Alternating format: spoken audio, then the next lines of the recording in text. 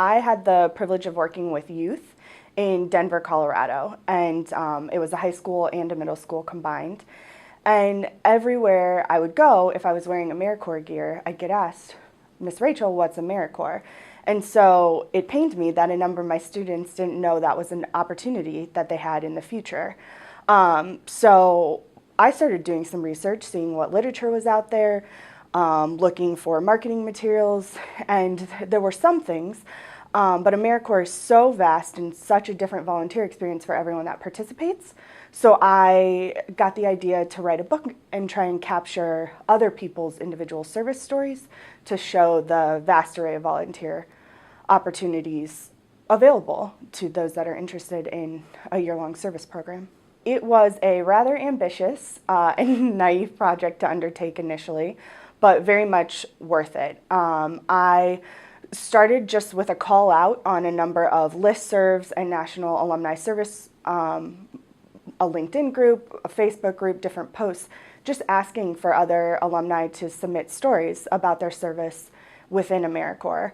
And I received a lot of really positive feedback. It was very challenging to narrow down what stories that I chose for the book, because so many volunteer stories are, as many volunteers as there are, that's how many stories there are. So they're very different.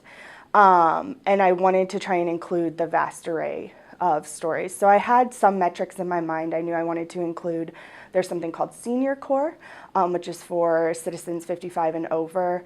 I knew I wanted to hit various geographic regions within the United States because volunteering in those regions looks very different. So I had some metrics that I hoped to hit and then divided stories within that and went through an editing process to pick which stories I thought would be best and decided. Originally, I hoped to gather 15 stories and kept upping my number because I was so impressed with so many people's submissions to me. So it took a lot of time, and I put a lot of care into reading and picking the stories. And yeah, you'll see them in the finished project. I feel like I did a good job capturing the vastness of national service.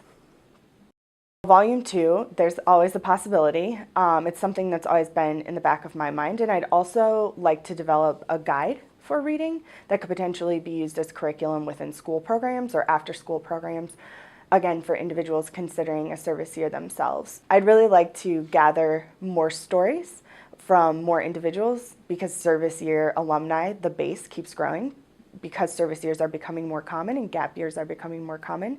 And I'd also, again, like to expand and include a guide for school programs to be able to use to educate the younger generation about the opportunity a service year presents as an alternative to going right into college or the career field.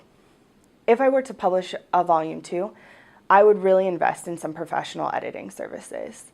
Editing was much more challenging than I anticipated, especially when I wanted to maintain the integrity of other people's submissions to my work, but have continuity throughout the book.